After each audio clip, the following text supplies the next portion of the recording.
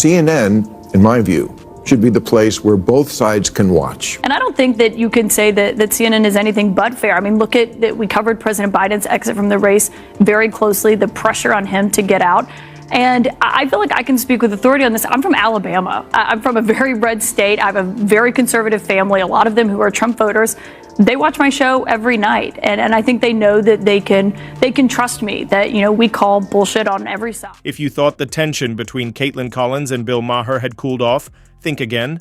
Collins seems determined to lead a one-woman crusade against conservative values, even if it means setting fire to her own reputation along the way. But Maher isn't backing down either. In my last video, I broke down the fiery history behind this clash. Today, I'm bringing you the latest shots fired from both sides, plus the reactions that have everyone talking. But before we dive in, make sure to subscribe so you don't miss videos like this. Kaitlan Collins, I'm inside the East Wing of the White House right now, and if you look over my left shoulder, you can see the portrait of President Barack Obama. That, of course, was his presidential portrait that was unveiled a few years ago and installed here at the White House. One question that we had coming in was whether or not that portrait would remain up. We've seen Trump removing the portraits of his former officials at the Pentagon, like General Mark Milley and his former Secretary of Defense, Mark Esper. But so far, all the portraits in the East Wing of the White House still appear to be up. Apparently, Kaitlan Collins and CNN have nothing better to do than bash Trump and take pot shots at lefties like Bill Maher.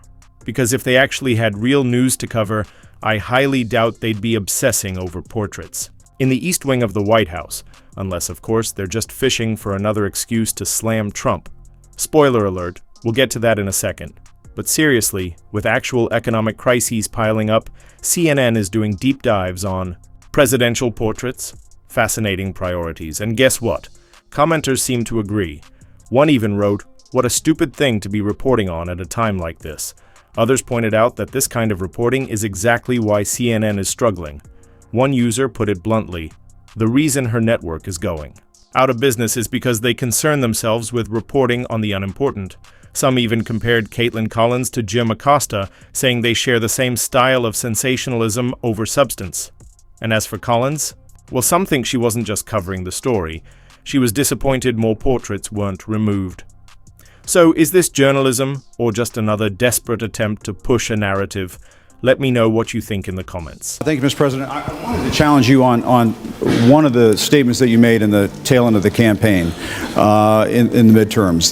Here we go. If you don't mind, Mr. President, that this caravan was an invasion. As you know, Mr. President, I consider it to be an invasion. As you know, Mr. President, the caravan was not an invasion. It's a group of migrants moving up from Central America towards the border with the U.S. Thank you for telling me that. I appreciate it. Why did you characterize it as such?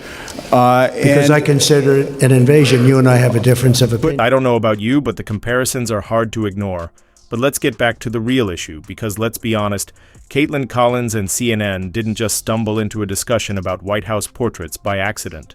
The media machine doesn't work that way. Every segment, every headline, every so-called investigation is strategically designed, especially when it comes to targeting Trump and stirring up controversy. Think about it.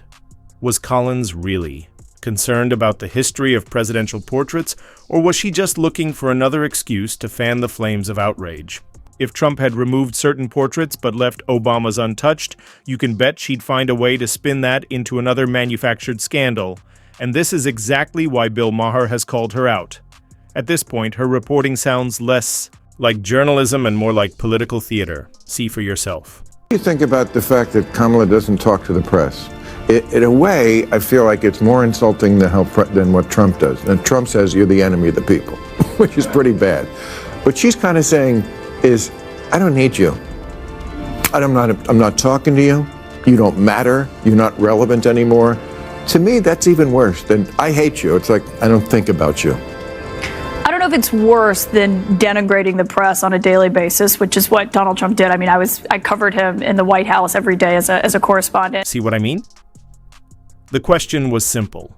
Why did Kamala Harris refuse to talk to the press in the lead-up to the presidential election? But instead of addressing that, Kaitlan Collins pulled a classic CNN move. Pivot to Trump. Rather than holding the sitting vice president accountable, she used Trump as a convenient distraction, dodging the real issue like it was a landmine. It's the oldest trick in the playbook. When in doubt, shift the focus, blame Trump, and hope nobody notices. But Bill Maher noticed, and he called it out. Honestly, can you blame Trump for calling CNN the enemy of the people when this is the kind of reporting they push? When a so-called journalist can't answer a basic question without derailing the conversation into another anti-Trump segment, that's not journalism. That's activism in disguise. It's biased, it's dishonest, and it's exactly why trust in mainstream media is at an all-time low. This wasn't about getting answers, it was about running interference for Kamala Harris. And the saddest part? CNN actually thinks people won't notice. But Bill Maher sees it for what it is, and he's not afraid to call them out. Just gushing about how great a speech it was. And I think she did fine. I didn't think it was as good as they were making it out to be. It does look like tokenism. It's kind of like the same as The View. I don't think that you can say that CNN is anything but fair. Everyone who was speaking last night, it's not like they were all Democrats. I mean, we had Dana Bash, Jake Tapper, Abby Phillip. They come across giving that way. Analysis. They come across that way. In a moment like that, it was like 5-1. Bill Maher didn't hold back. He straight up compared CNN to The View.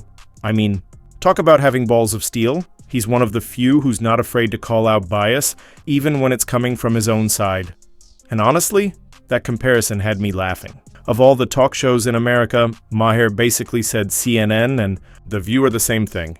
That's not just a burn, that's a 5-alarm roast. Think about it.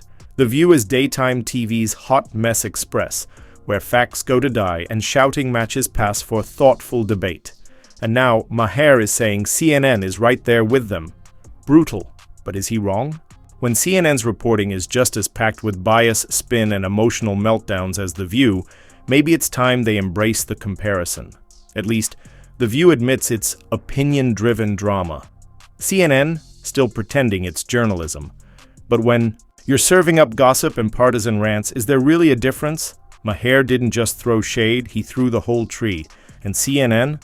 They're still standing there, pretending it's sunny outside. So how many days after Trump is sworn in, before this effort to carry out the mass deportations begins? I know you said it starts on day 1, but after how many days will we actually start to see that happening? Day 1. Tom Homan's slight dramatic pause before responding wasn't hesitation, it was precision. It was as if he knew exactly what was coming, had his response locked and loaded, and was just waiting for the perfect moment to fire back.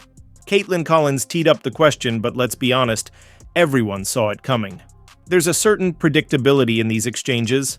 Find a conservative, ask a loaded question, and hope for a stumble. But Homan wasn't just prepared, he was ahead of the game. That pause?